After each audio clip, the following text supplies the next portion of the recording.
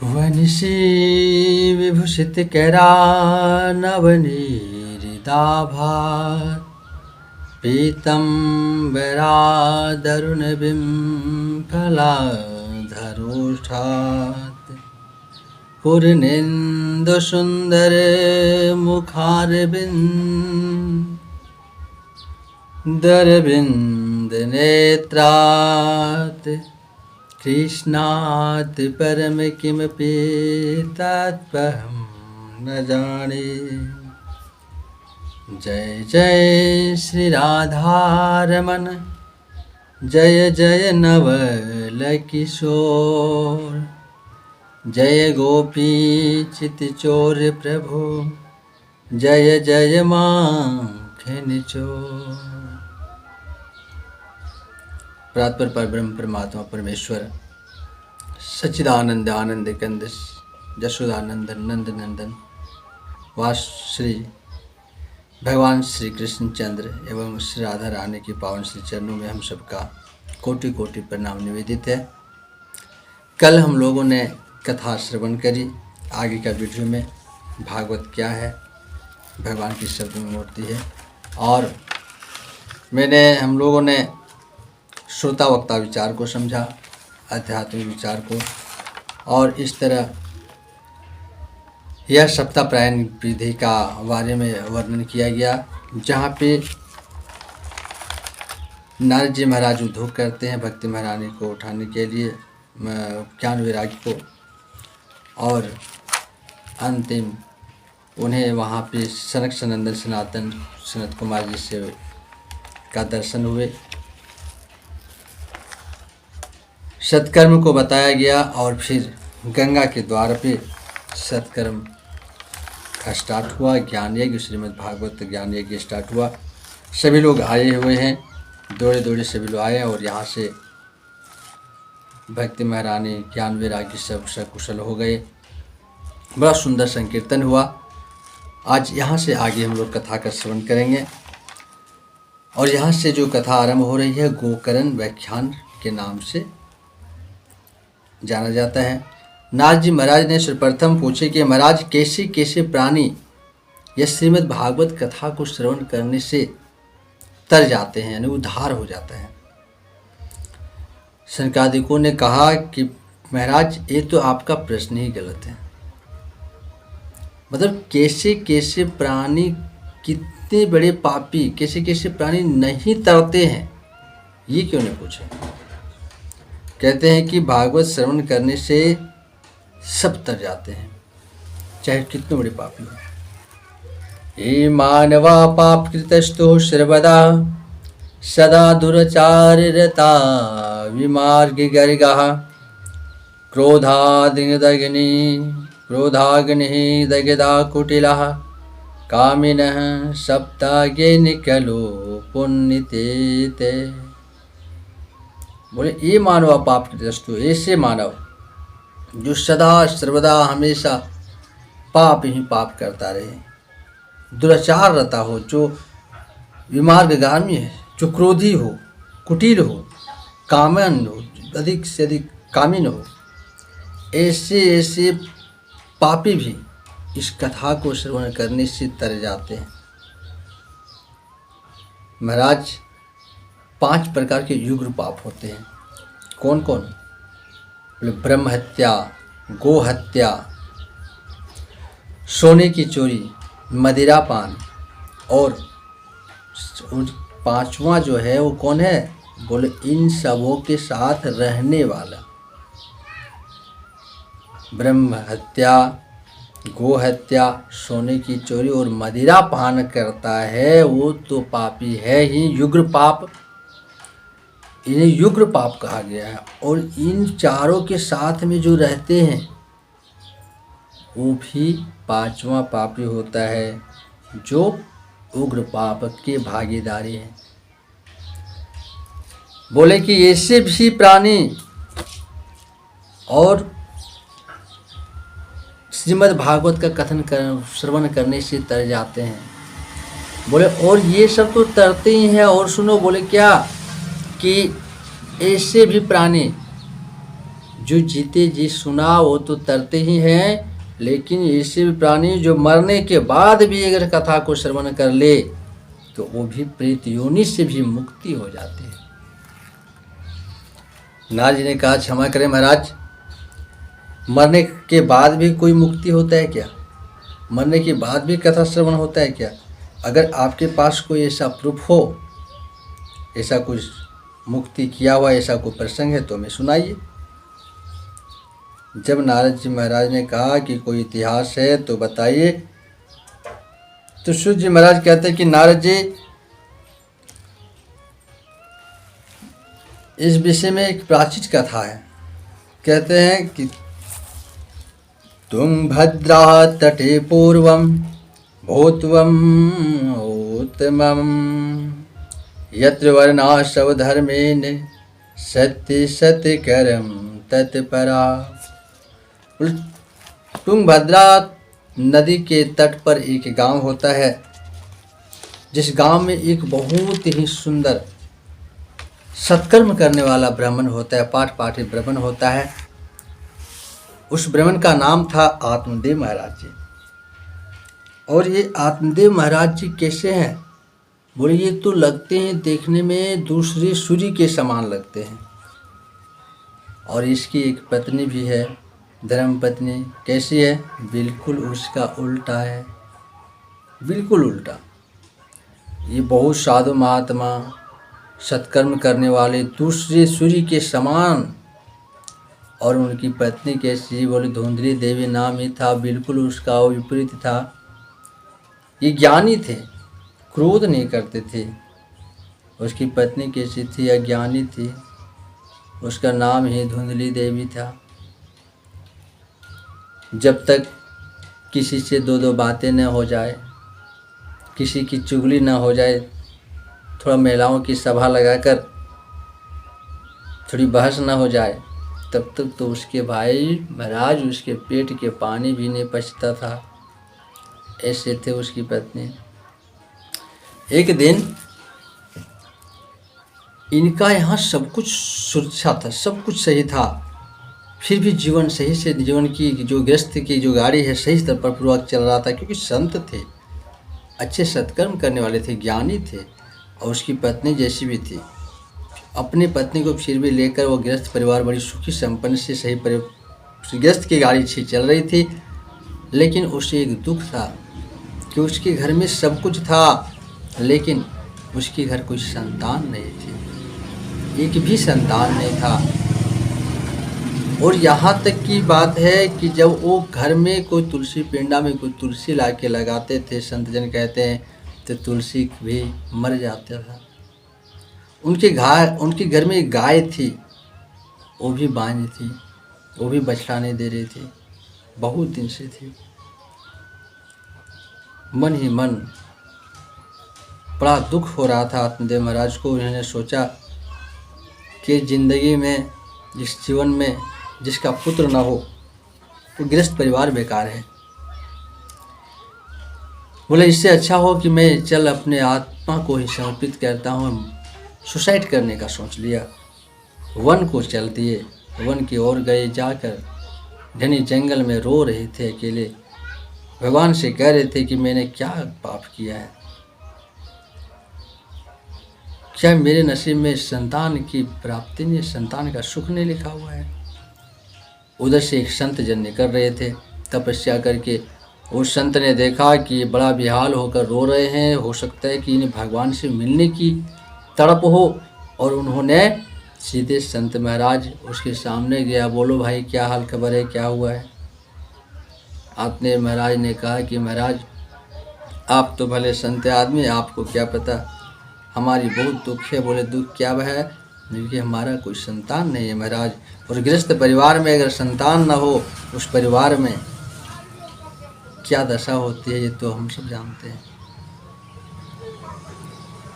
संत आदमी ने बोला कि देखो, एकांत जीवनी जो होते हैं, अगर कोई संत नहीं, आपका पुत्र नहीं है, संतान नहीं है, तो इससे बड़ी और खुशी की बात क्या है? देखो, पुत्र 3 प्रकार का होता है, ध्यान दें। पहला पुत्र होता है यदि आप अगले जन्म में किसी का कर्ज लेकर गोविंदाय नमो नमः चल गए तो वो अपना कर्ज, समझ गए, वो अपना कर्ज चुकाने के लिए आएंगे। किसी का यहाँ होता है पुत्र हुआ, पूरा दवा पानी किए, यहाँ वहाँ पूरा दौड़े, डॉक्टर वॉक्टर पूरा खर्चा करवाए, 2 लाख 3 लाख खर्चा हुआ और चल बसे। अब आप बड़ा ऐसे होते हैं कि बड़ा दुखी होते हैं, खर्चा भी हुआ, बेटा भी नहीं बचा। अरे भाई वो बेटा था ही नहीं तेरा, वो कर्जदार था, वो कर्ज लेने के लिए आए थे, कर्ज लेकर चल बसे। दूसरा होता है एक पुत्र, जो आपने किसी को कर्ज दिया, वो कर्ज चुका नहीं पाए, इस जन्म में आपके पुत्र बनकर वो जन्म लेंगे तो वो आपसे सिर्फ पैसे कमा कर आपको देंगे, सब कुछ व्यवस्था देंगे, लेकिन बेटे का सुख प्राप्ति वहाँ भी नहीं हो पाएगा। वो आपका कर्जदार है, आपको कर्ज चुकता करने के लिए आया है। बैल बनकर भी आ सकता है आपका कर्ज असूल करने के लिए। अब रही तीसरा, जो असली पुत्र होता है वो धर्म का होता है, वो मान सम्मान भी करेगा, दुख में सुख में हमेशा आपके साथ होता है, वो होते हैं धर्म का पुत्र। आत्मदेव को पूरा समझाया कि देखो ये तुम्हारा, भगवान का भजन करो, कुछ नहीं है संसार में रखा हुआ। लेकिन श्री आत्मदेव महाराज बोले कि महाराज आप क्या जानो गृहस्थ परिवार का क्या हालत है, बिना पुत्र का जिस आंगन में बच्चे नहीं खेलते वो आंगन सूना सा लगता है। नहीं माने मनाया तो प्रभु शांत ने उनके माथे की रेखा को पढ़ लिया, बोला क्या कि अब तुम्हारा सुनो, इस जन्म क्या 7 जन्म भी तुम्हारे तकदीर में पुत्र प्राप्ति, पुत्र का संतान सुख लिखा ही नहीं है। अब और चरण पकड़ लिए कि महाराज अब तक तो मैं दुखी था बस इस जन्म में, और आपने मुझे 7 जन्मों का जो ख्याल बता दिया, माथे की लकीर पढ़ के अपने बता दिया, ये अच्छी बात नहीं है। अब तो मैं आपने और दुखी कर दिया। संत होते हैं किसी का दुख हरण करने के लिए, आपने मेरा दुख को और बढ़ा दिया। बेचारा संत फंसे, अपने झोले से निकाला एक फल और दे दिए, बोले जाओ इस फल को ले जाना, अपनी पत्नी को खिला देना, वो गर्भवती हो जाएगी, तुम्हारा पुत्र हो जाएगा। संतों की झोले में वो भी होते हैं महाराज जो भगवान के झोले में नहीं होता है, जो ब्रह्मा ने नहीं लिखा। संत चाहे तो वो भी आपको दे सकते हैं। संतों की तप बल के सामने भगवान भी उनके साथ होते हैं। अब घर आए आत्मदेव महाराज, बड़ा उछलते कूदते हुए, बड़ी प्रसन्न मुख से आया, बोले रे भगवान सुनती हो? बोले क्या हुआ? बोले देखो एक संत मिले थे, बड़ी सुंदर फल दिए हैं, इसे तुम खा लो, इससे बच्चे होंगे, घर में हमारे घर हमारे आंगन में भी बच्चे खेलेंगे। बोले ठीक है, ले जाके रख दिया फल को। सोचने लगा, एक पड़ोसन आई भाई, सन्यासी ने उन्हें दुख सुख के बारे में इतना समझाया, फिर भी नहीं माने। अपनी पत्नी को बोला, फल दिया, उसकी पत्नी ने कुतर्क करने लगी। पड़ोसी आए, पड़ोसन बोले कि देखो हमारे पति देव तो पगला गए हैं, कभी फल कभी कुछ लेकर आते हैं, बोलते इससे बच्चे होंगे, ये फल से भी बच्चे होते हैं क्या? उसकी पत्नी ने, जो पड़ोसी थी, बोली, पड़ोसी ने बोली कि देखो भाई हो सकता है, होता है। तब अब ये कुतर्क करने लगे, बोले कि अगर मान लो कि अगर हमने फल खा भी लिया और अगर गर्भ हो गई तो जब गांव में चोर डाकू आएंगे तो सब तो अपने अपने 9 2 11 हमारे पेट लेकर हम कैसे भाग पाएंगे भाई बहना बताओ। दूसरी बात, अगर सुना था सुखदेव जी महाराज तो बहुत दिनों तक माँ के गर्भ में ही रह गए थे, फिर भगवान आए, उन्हें बताया, तब जाके वो बाहर निकले। अगर ऐसा कहीं हुआ तो मेरा तो जय हो, मैं सही से खाना भी नहीं खा पाऊँगा, सही से सो भी नहीं पाऊँगा। इतना कुतर्क किया, एवं कुतर्क योगेन तत्फलम ने भक्षितम। उसकी बहन आई, उसकी बहन ने को भी यही बात सुनाया। उसकी बहन ने कहा कि देखो तुम टेंशन मत लो, चिंता मत करो, हमारी उसकी बहन की बात बताता हूँ। उसकी बहन के 2 आगे 2 पीछे बच्चे की लाइन लगा हुआ है महाराज।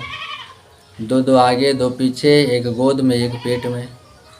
गर्भ में भी बच्चे पड़े, बोला ये गर्भ वाले बच्चे में तुम्हें दे दूंगा, टेंशन मत लो। रही बात इस फल का, तो फल में भी क्या दम है, इसे भी आजमा लो, इससे गाय को दे दो, गाय भी तुम्हारी बांझ है, उतने से गाय को भी नहीं बच्चे हो रहे हैं, उसे भी दे दो। बच्चे को फल गाय को ही खिला दिया गया। अब उनके घर में एक समय आया जब बच्चे हुए, लाके उसको अपनी बहन को सौंप दिया। बेचारा संत महाराज थे, आत्मदेव महाराज ने को बताया गया कि बच्चे हुए हैं। बोले ठीक है, बड़ी गदगद हुए। उसी समय गाय ने भी बच्चा दिया, और गाय ने जो बच्चा दिया वो बिल्कुल मानव, केवल कान थे बड़े बड़े। अब कहा आत्मदेव महाराज ने नामकरण किया, बोले कि देखो धुंधली देवी। बोला ऐसे नहीं। बोले क्या? बोले मैं इसका नाम रखूंगा, मैं माँ हूँ इसका। बोले चलो तुम ही रख लो भाई। बोला मेरा नाम है धुंधली देवी, मेरे बच्चे के नाम होगा धुंधकारी। धुंधकारी नाम रख दिया। अब गोकर्ण जी महाराज, आत्मदेव जी महाराज ने जो दूसरे बच्चा था गाय के कोख से हुए थे, उसका गाय कान थे गाय जैसे, तो रखा गोकर्ण महाराज। दोनों आगे चलकर ख्याति दोनों को मिला, एक हुए कुख्यात तो दूसरे हुए प्रख्यात। गोकर्ण पंडितो ज्ञाने धुंधकारी महाखल। गोकर्ण कैसे थे? पंडितो ज्ञानी, ज्ञानी बने, और धुंधकारी महाखल, महामूर्ख बना। धुंधकारी कैसा था? बोले स्नान नहीं करते थे, पवित्र नहीं रहता था, चोरी भाव रखते थे, द्वेष बेर भाव मन में रखने वाला था, सब हस्तेन भोजन करते थे, मूर्ति के हाथ से भोजन करता था। अब यहाँ कंफ्यूज मत होना, मूर्ति की हाथ से भोजन करने का मतलब होता है जो इंसान कभी इन हाथों को भगवान की सेवा में नहीं लगाया, कभी इन हाथों को जिसने भगवान के पास हाथ नहीं जोड़ा, जिन्होंने कभी भजन नहीं किया, उसके हाथ मुर्दी के हाथ है। और ऐसे हाथ से यदि आप भोजन कर रहे हैं, आप अगर नहीं कर रहे हैं तो आप भी मुर्दे के हाथ से ही भोजन कर रहे हैं। इसी को कहा जाता है मुर्दे के हाथ से भोजन करना।